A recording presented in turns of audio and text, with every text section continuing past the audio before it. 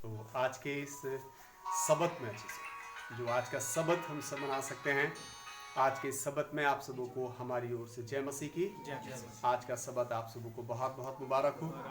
और अजीजों, इस सबत के दिन में जो आज हम सीखेंगे, तो वो सीखने का और सिखाने का विषय है कि एक ऐसी प्रार्थना जो कि परमेश्वर के फैसलों को भी क्या कर सके, बदल सके। एक ऐसी प्रार्थना जो हमें आने वाली मुसीबतों और परेशानियों से हमें क्या कर सके, वो बचा भी सके। अजीजों, क्योंकि बाइबल मुकद्दस हमें बताती है, यीशु मसीह ने भी कहा था, जब तुम प्रार्थना करो तो बकबक मत करो। यानी एक ऐसी भी प्रार्थना है जो बकबक वाली है, जिससे ना ही हमारा कुछ लाभ होगा और ना ही हमारे मिलने वालों का कोई लाभ होगा। लेकिन एक ऐसी भी प्रार्थना है जो कि परमेश्वर के फैसलों को क्या कर सकती है, बदल सकती है। प्रमाण सबूत है अजीजों, बाइबल मुकद्दस हमें इस बात के विषय में सबूत देती है। लिखा है, यदि हम पहले राजा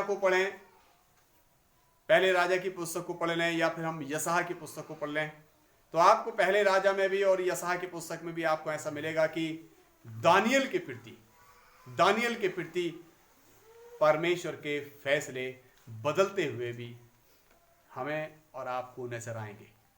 क्योंकि हिजकिया के लिए, हिजकिया को अगर जो आप और हम पढ़ेंगे तो हिजकिया के विषय में भी लिखा गया है कि हिजकिया को जब ये पता लगा कि मैं मर जाऊंगा, तो अजीजों वो कोई बड़ी संगति नहीं कराता, किसी तीर्थ यात्रा पर नहीं जाता, बल्कि बाइबल मुकद्दस के मुताबिक लिखा गया है वो परमेश्वर के सामने क्या करने लगा था, प्रार्थना करने लगा। और जब वो प्रार्थना कर रहा था तो लिखा है परमेश्वर के फैसले जो हैं क्या हो जाते हैं, बदल जाते हैं। बाइबल मुकद्दस हमें बताती है, परमेश्वर का वचन हमें बताता है, दुआ पहले शमूएल की पुस्तक को जब आप पढ़ेंगे तो एक ऐसी प्रार्थना है, बंद दरवाजे भी क्या हो जाते हैं, खुल जाते हैं। जिसमें कि आपको और हमें देखने को मिलेगा कि हन्ना की कोख किसने बंद की थी, स्वयं परमेश्वर ने। लेकिन एक प्रार्थना ही थी, वहां पर कोई बड़ा इलाज नहीं था, वहां पर कोई औषधि का इस्तेमाल नहीं किया गया, कोई किसी इंसान का कोई तरीका इस्तेमाल नहीं किया गया, बल्कि लिखा है हन्ना भी बिलक बिलक कर परमेश्वर से क्या कर रही थी, प्रार्थना करती है। और उसकी बंद कोख जिसे परमेश्वर ने बंद किया था, स्वयं परमेश्वर ही उस कोख को क्या कर देता है, खोल देता है। ये क्या थी, प्रार्थना। तो हम जो आपको आज बताने की कोशिश कर रहे हैं सब अजीजों को, सुनने वालों को, कि एक प्रार्थना जो हमारे लिए परमेश्वर के फैसलों को भी क्या कर दे, बदल दे।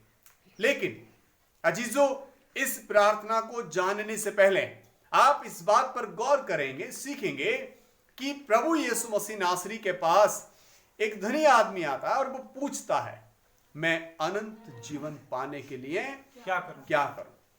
तो आपके लिए और हमारे लिए आज मनुष्य जाति के लिए सवाल उठता है, ये प्रश्न है कि एक ऐसी प्रार्थना जो परमेश्वर के विचारों को, परमेश्वर के फैसलों को भी क्या कर दे, बदल दे, तो उसके लिए हम कैसे प्रार्थना करें।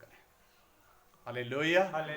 आप और हम कैसी प्रार्थना करें कि परमेश्वर के फैसले क्या हो जाएं, बदल जाएं। तो वो प्रार्थना लूका रचित सुसमाचार में लिखा गया है कि यीशु मसीह के चेले यीशु मसीह से कहते हैं, हे प्रभु, यूहन्ना ने अपने चेलों को प्रार्थना करना सिखाया, तू भी हमें प्रार्थना करना क्या कर दे, सिखा। आमीन। तो फिर एक ऐसी प्रार्थना करना जिससे कि परमेश्वर के फैसले बदल जाएं, एक ऐसी प्रार्थना करना फिर हमें कौन सिखा सकता है, प्रभु यीशु मसीह जैसे सिखाता है, क्योंकि यीशु मसीह ने कहा था मुझसे सीखो। आमीन। किससे सीखें, मुझसे सीखें। प्रभु यीशु मसीह कहते हैं मुझसे सीखो। तो मुझसे सीखने के लिए सबसे पहले नंबर जो है, आप और हम जो नए नियम की जो 4 किताबें हैं, जिसे हमने शायद कभी आपको बताया होगा कि ये 4 किताबें ऐसे हैं जैसे कि एक समुद्र, और उस समुद्र में टापू हो, और उस टापू पर बना हुआ एक घर हो, और उस घर के 4 दरवाजे हों। दरवाजे कितने हैं? 4 दरवाजे हैं। और किसी भी मनुष्य को बीच घर में छोड़ दिया जाए, वो जिस दरवाजे में भी झांक कर देखेगा, नजारा कैसा नजर आएगा? कुछ अलग अलग। पूरब वाले में अलग, और पश्चिम वाले में अलग, दक्षिण वाले में अलग, और उत्तर वाले में अलग। यह सब में एक ही, सब में अलग अलग। तो ऐसा ही परमेश्वर के प्रिय भक्तों, बाइबल मुकद्दस में मत्ती रचित सुसमाचार, मरकुस रचित सुसमाचार, लूका रचित सुसमाचार, योना रचित सुसमाचार, इन चारों पुस्तकों से आप और हम अध्ययन करें कि प्रभु यीशु मसीह नासरी स्वयं प्रार्थना कैसे किया करते थे। हालेलुया। कैसे किया करते थे प्रभु? हमारे उद्धारकर्ता प्रभु यीशु मसीह नासरी कैसे किया करते थे? सवाल है ये। तो कैसे करते थे? यीशु मसीह का प्रार्थना करने का एक अपना तरीका था। वो किसी के देखकर तरीके को नहीं अपनाते थे, बल्कि उनका एक अपना क्या था? तरीका था। एक अपना तरीका था कि लिखा गया है वो अपनी रीति के अनुसार पहाड़ पर गए और घुटने टेक कर क्या करने लगे थे? प्रार्थना करने लगे। हालेलुया। घुटने टेक कर क्या करने लगे? वो प्रार्थना करने लगे। आप देखें, आप और हम देखेंगे, परमेश्वर के प्रिय भक्तों, एक ऐसी प्रार्थना जो परमेश्वर के विचारों को बदल देती है। आप और हम देखेंगे, आप और हम पाएंगे कि जब दानियल को शेरों की मान में डाला गया,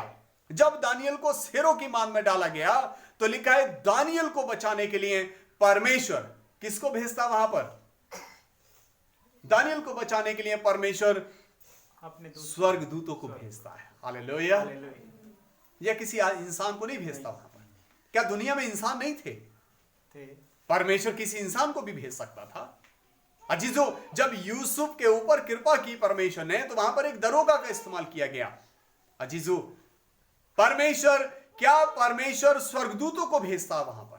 दानियल नबी की पुस्तक में लिखा गया है, दानियल के इतिहास में इस तरह से लिखा गया कि दानियल कहते हैं जिस परमेश्वर की मैं नित्य उपासना करता था, उस परमेश्वर ने अपने स्वर्गदूतों को भेजा और तेरे शेरों के मुंह को क्या कर दिया? बंद कर दिया।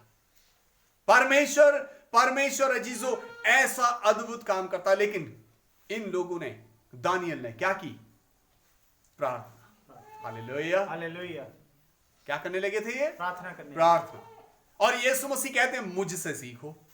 आप प्रार्थना करना, आप और हम किससे सीखे प्रभु? यीशु मसीह से। हम जो नकल करते हैं, एक पापी आदमी की साहब वो खड़े होकर अपनी छाती पीट रहा, हमें उसकी नकल नहीं करना चाहिए।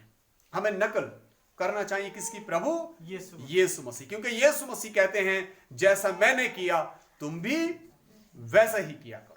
और आप और हम देखेंगे, देखिए दानियल नबी की पुस्तक को आप निकालेंगे और 6 अध्याय पद 10 को आप पढ़ देंगे।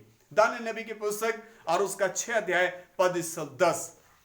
यहां पर देखेंगे कि दानियल को जब शेरों की मान से बचाया जाता है और परमेश्वर वहां पर स्वर्गदूतों को भेजता है, तो दानियल कर क्या रहे थे जिसकी वजह से दानियल को बचाया गया? अजी जो सदरक मेशक अबेदनगो जब आग की भट्टी में डाले गए हैं, तो लिखा गया वहां पर बचाने के लिए किसी स्वर्गदूत को नहीं भेजा गया, किसी इंसान को नहीं भेजा गया, बल्कि सदरक मेशक अबेदनगो को बचाने के लिए स्वयं प्रभु यीशु मसीह आ गए। हालेलुया। क्योंकि नबूक वहां पर राजा कहता मैंने 3 लोग इसमें आग में डलवाए हैं, लेकिन चौथा इंसान मुझे ऐसा लग रहा है जैसे वो ईश्वर पुत्र हो। अजीजों आप देखें, लेकिन ये सब लोग क्या करते थे? प्रार्थना। लेकिन प्रार्थना करने का इनका एक अपना तरीका था, और वो क्या था? इसके लिए दानियल के पुस्तक 6 अध्याय पद 10 को आप पढ़ लेंगे। जब दानियल को मालूम हुआ कि उस मत्र पर हस्ताक्षर किया गया है, तब वह अपने घर में गया जिसकी उपरोठी कोठरी की खिड़कियां यरूशलेम की ओर खुली रहती थीं, और अपनी रीति के अनुसार जैसा वह दिन में 3 बार अपने परमेश्वर के सामने घुटने टेक कर प्रार्थना और धन्यवाद करता था, वैसे ही तब भी करता रहा। प्रभु के पवित्र वचन के सुनने और पढ़ने वालों पर बहुतायत सा आशीर्वाद बना रहे। आमीन। अभी आपने यहां पर पढ़ा, लिखा गया है काय के अनुसार, अपनी रीति के अनुसार। उसका एक अपना तरीका बना, अपना एक तरीका था उसका। ये वो किसी भी अवस्था में, अजीजो, इस रीति से क्या तात्पर्य हो सकता है? उसका एक अपना तरीका रहा था। वो किसी भी घड़ी में, किसी भी समय में प्रार्थना करने में, परमेश्वर के आगे घुटने टेकने में कभी भी संकोच करता नहीं था। जब इस दानियल को आधा राजपाट दे दिया गया, अधिपति बना दिया गया, तब फिर भी अजीज साथियों, ये परमेश्वर के सामने क्या टेकता रहा? घुटने ही टेकता रहा। परिणाम अंजाम कैसा हुआ? अजीजों, अंजाम आप देखें, दुआ, घुटने टेक कर दुआ करने का अंजाम आप देखें। इसको कोई इंसान नहीं आता, कोई मामूली हस्तियां नहीं भेजी जाती हैं अजीजों, इन्हें बचाने के लिए, इन्हें यहां से छुड़ाने के लिए। वो किसी और दूसरे शेर का इस्तेमाल नहीं करता है यहां पर अजीजों, बल्कि बाइबल मुकद्दस बताती है यहां पर कि परमेश्वर ने स्वयं स्वर्गदूतों को यहां पर भेज दिया गया। वजह थी, कारण था अजीजों साथियों, बाइबल मुकद्दस हमें बताती है कि मौत यीशु मसीह को आई, लेकिन कब्र यीशु मसीह को नहीं रोक पाई। क्यों? कारण था, यीशु मसीह भी पिता के सामने क्या टेकते थे? घुटने टेका। अजीजों, आज की जरूरत है, आज हमें चाहिए कि हम अपने परमेश्वर के सामने क्या टेकें? जरूर घुटने टेकें, क्योंकि परमेश्वर ने कहा है, मेरे जीवन की सौगंध, हर एक घुटना मेरे सामने टिकेगा। अजीजों, परमेश्वर चाहता है कि हम परमेश्वर के आगे क्या टेकें? घुटने टेकें। बातों से नहीं। पतरस प्रेरित लिखते हैं, परमेश्वर का राज्य बातों में नहीं है। वो बातों से ही खुश नहीं हो जाता। अजीजों, परमेश्वर चाहता है कि हम प्रभु यीशु मसीह नासरी जो खुद एक परमेश्वर के तुल्य थे, जिन्हें के बाइबल तो बताती है कि वो ईश्वर के पुत्र थे, परमेश्वर के पुत्र थे। हमारा विश्वास है कि यीशु मसीह परमेश्वर के पुत्र थे। लेकिन अजीज साथियों, वो इतनी बड़ी पदवी पर होने के बाद भी लिखा है, वो स्वयं भी परमेश्वर के सामने घुटने टेका करते थे। अजीजों, बाइबल हमें बताती है, परमेश्वर का वचन हमें बताता है, जब नाबाल ने राजा दाऊद का कहना नहीं माना, दाऊद की बेइज्जती की अजीजों, और जब दाऊद की बेइज्जती की, दाऊद को क्रोध आता है और दाऊद जो अपनी तलवार उठाते हैं, घोड़े पर सवार होते हैं और नाबाल के पास पहुंचने की कोशिश करते हैं कि मैं आज नाबाल को खत्म कर दूंगा। लेकिन बाइबल मुकद्दस हमें बताती है कि नाबाल की पूरी हरकत, जब नाबाल की पत्नी को पता लगा कि नाबाल ने दाऊद का इतना बड़ा अपमान किया है, तो अजीजों, नाबाल की पत्नी जो है अबीगेल अपने घर से निकलती है और रास्ते में दाऊद से जब उसकी बातचीत होती है तो लिखा है वो दाऊद के सामने क्या टेकती है? घुटने टेक जाती है। और जब वो घुटने टेक कर उसको प्रणाम करती है तो दाऊद कहता है परमेश्वर यहोवा के जीवन की सौगंध, अगर आज तू यहां पर मुझे ना मिलती तो आज तेरे घराने में कोई भी जीवित नहीं बचता। अजीजों, घुटने टेक कर जब उसने घुटने टेके तो अजीजों, बाइबल मुकद्दस हमें बताती है, भड़का हुआ प्रकोप क्या हो गया? शांत हो गया। परमेश्वर व्यवस्था विरोधी की पुस्तक 5 अध्याय, निर्गमन की पुस्तक 20 अध्याय में लिखता है कि परमेश्वर जलन रखने वाला कौन है? परमेश्वर है। बदला लेने वाला परमेश्वर है। परमेश्वर बदला देता भी है और परमेश्वर ही बदला लेता भी है। वो देता भी है बदला। अजीजों, तो इसलिए अजीज साथियों, यदि हम अपने एक ऐसी प्रार्थना जिससे कि हमारा भला हो, एक ऐसी प्रार्थना कि हमारे परिवार का भला हो, एक ऐसी प्रार्थना कि जिससे हमारे सगे संबंधियों का भी भला हो, तो ऐसी प्रार्थना के लिए अजीज साथियों, हमें अपने जीवन में प्रार्थना का एक नियम बनाना बहुत ही जरूरी है। हमारा नियम होना चाहिए। हम बरसात की तरह जैसे मौसम बदलता है, हम इस तरह अपने दुआ करने के तरीके को ना बदलें। हमारा दुआ करने का एक तरीका होना चाहिए। यीशु मसीह का एक अपना तरीका था। क्योंकि लूका रचित सुसमाचार यही बताता है कि परमेश्वर का वचन लिखता है कि यीशु मसीह भी अपनी रीति के अनुसार डेला फेंकने की दूरी पर गए और घुटने टेक कर क्या करने लगे? प्रार्थना करने लगे।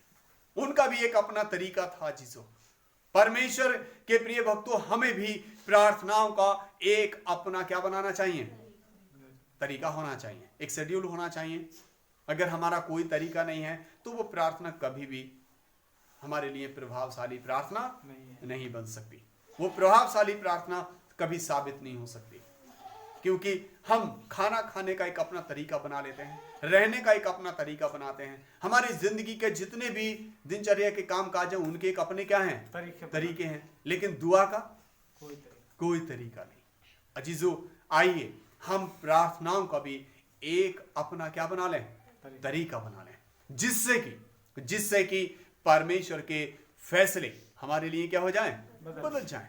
अजीजों, यदि हम अपने प्रार्थना का एक तरीका बना लें तो बाइबल मुकद्दस बताती है कि मैं तेरे हानि करने वाले को ऐसा झिड़कूंगा कि वो तुझे नजर भी नहीं आएगा। अजीजों, परमेश्वर हमारे लिए बहुत अद्भुत काम करना चाहता है।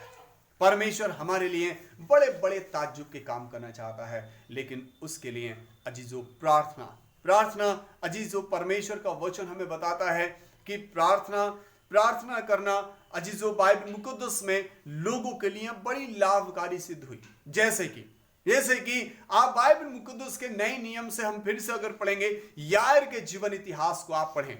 यायर का जीवन इतिहास जब हम पढ़ते हैं तो आपको हमें मिलेगा कि यायर यीशु मसीह और शास्त्री फरीसियों की और जितने यहूदी थे उनका हर वक्त क्या रहता था? 36 का, उनका 36 का आंकड़ा रहता था। यीशु मसीह यहूदियों को देखकर, शास्त्री फरीसियों को देखकर अपना रास्ता बदल दिया करते थे। कारण था क्योंकि यहूदी, शास्त्री, फरीसी यीशु मसीह में और यीशु मसीह के चेलों में हर समय क्या निकालते रहते थे? वो कमियां निकालते रहते थे। और बाइबल मुकद्दस हमें बताती है कि प्रभु यीशु मसीह के पास एक बार यायर नाम का आदमी आ जाता है, जबकि वो यहूदियों का क्या था? एक सरदार था, आराधनालय का सरदार था, यहूदियों में एक बड़ा नामचीन आदमी था। लेकिन जब वो प्रभु यीशु मसीह के पास आता है अपनी व्याधा को लेकर, अपनी परेशानी को लेकर, तो इससे पहले कि यीशु मसीह अपना रास्ता बदलते, उसने कहने का तरीका बदला। और लिखा है उसने प्रभु के सामने क्या टेक दिया? जीसो घुटने टेक दिए। और वो प्रभु से कहने लगा, प्रभु मेरी बेटी बीमार है, मरने पर है, प्रभु आप मेरे घर चलो। और जीसो बाइबल मुकद्दस हमें बताती है कि प्रभु यीशु मसीह नासरी वहां पर अपना जाने का रास्ता नहीं बदल देते हैं, बल्कि वो अपना विचार बदलते हैं। वहां पर वो कहते हैं, आज मैं फिर तो कहां चलूंगा? तेरे घर जरूर चलूंगा, मैं तेरे साथ जरूर चलूंगा। वो मरी नहीं है, अगर मर भी गई है तो वो जिएगी। अजीजों, क्योंकि प्रभु यीशु मसीह नासरी का तौर और तरीका आप देखें, वहां पर उसका रवैया देखें, वो उन लोगों पर बड़ा तरस खाता है जो अपने आप को प्रभु के सामने, परमेश्वर के सामने नमन कर देते हैं, जो प्रभु के सामने अपने आप को झुका देते हैं। प्रभु उनके जीवन के लिए अद्भुत काम करते हैं, असंभव कामों को भी वो उनके लिए संभव बनाना आरंभ कर देते हैं। वो उनके लिए उनकी बिगड़ियों को बनाते हैं जो परमेश्वर के सामने घुटने टेकते हैं। अजीजों, आइए हम दानियल को देखें कि दानियल जब दुआ करता है तो वो कोठरी पर चला जाता है जिसकी खिड़कियां यरूशलेम की तरफ खुलती थी, और वो अजीज साथियों वो उसके सामने घुटने टेकते, जिसमें कि आज भी वहां पर प्रचलित है ये बात। आज भी वहां पर यरूशलेम में लोग एक दीवार को जो है हाथ लगाकर आज भी दुआ मांगते हैं, और उनका विचार ये होता है कि हमारे गुनाह क्या हो गए? माफ हो गए। परमेश्वर ने हमारी प्रार्थनाओं को सुन लिया है, हमारी मुरादें। आज भी वहां पर लोगों का मानना है, विश्वास करने वालों का, कि यदि हम उस दीवार को छूकर दुआ मांगते हैं तो हमारी मुरादें क्या हो जाती हैं? पूरी हो जाती हैं। आइए आज हम भी अपने परमेश्वर के सामने दुआ करने का एक अच्छा तरीका बना लें, एक अच्छा इंतजाम, एक अच्छा तरीका हम अपनाएं, क्योंकि प्रभु यीशु मसीह नासरी जब 2018 वर्ष पहले जब इस दुनिया में थे तो उन्होंने अपने लोगों को यहीं से आरंभ किया सिखाना कि हर एक अपने परमेश्वर के सामने घुटने टेके। पौलुस प्रेरित लिखते हैं, कहते हैं कि इसीलिए परमेश्वर, क्योंकि उसने जहाज टूट गया, एक बार समुद्र में डूब गए, लेकिन फिर भी परमेश्वर ने उन्हें बचाया। तो साउल कहते इसीलिए मैं फिर अपने परमेश्वर के सामने क्या टेकता हूं? घुटने टेकता हूं। जहाज टूटा लेकिन मैं मरा नहीं। वो कहते हैं आंधी आई लेकिन मैं डूबा नहीं। कहते हैं इसलिए फिर मैं अपने परमेश्वर के सामने, क्या उसने हमारे जीवन में कोई अद्भुत काम किए हैं? यदि उसने हमारे लिए कुछ ताज्जुब के काम किए हैं तो अजीजों फिर हमें भी अपने परमेश्वर के सामने घुटने टेकना चाहिए। हम हिजकिया की तरह ना बन जाएं, क्योंकि हिजकिया ने जो था एक बार जो था घुटने टेक के काम चला लिया, लेकिन उसके बाद जो था फिर जब उनके भंडार उंडार भर गए तो वो फिर सब ये रवैया सब तरीका क्या कर गए, वो भूल गए। कह रहे भाई अब तो काम बन गया है, अपना काम बनता, अब भाड़ में जाए जनता, अब तो अपना काम हो गया है, अब मुझे कुछ भी ऐसा करने की जरूरत नहीं है। अजीजों बाइबल मुकद्दस में बताती है कि फिर परमेश्वर हिजकिया के इस रवैये से तंग आया और सब कुछ उसे बर्बाद कर दिया। अजीजों आइए, हमारा परमेश्वर आबाद भी करता है तो हमारा परमेश्वर बर्बाद भी करता है। हमारा परमेश्वर बनाता भी है तो हमारा परमेश्वर बिगाड़ता भी है। हमारा परमेश्वर चंगा भी करता है तो हमारा परमेश्वर बीमारियों में भी फंसा देता है। हमारा परमेश्वर मरहम पट्टी भी देता है, क्योंकि बाइबल कहती है वो ही घाव देता है तो वो ही मरहम पट्टी भी करता है। सब काम उसी का है। इसलिए अजी साथियों, तो फिर जब हमें ये मालूम है कि सब काम वो करता है तो फिर हमें आज ही अपने परमेश्वर के सामने घुटने टेकने का एक प्रण लेना चाहिए कि हम जब भी दुआ करेंगे अपने परमेश्वर के सामने क्या टेकेंगे, जरूर घुटने टेकेंगे। क्योंकि जो लोग ऐसे करते हैं वो अपनी जिंदगी में बहुत ही आगे बढ़ते हैं, वो अपने जीवन में बहुत ही सुख और चैन प्राप्त करते हैं। क्योंकि बाइबल मुकद्दस हमें बताती है जिसो कि तू यहोवा के कारण फिर सुख से भी रहेगा। और परमेश्वर अपना अनुग्रह हम पर करे कि जो हमने परमेश्वर के वचन से सीखा है कि वो हमें हर दुविधा से, हर परेशानी से बचाएगा यदि हम इस काम को अपने जीवन में लागू करेंगे। परमेश्वर के इस वचन के द्वारा आप सबों को बहुत ऐसा आशीर्वाद मिले। आमीन।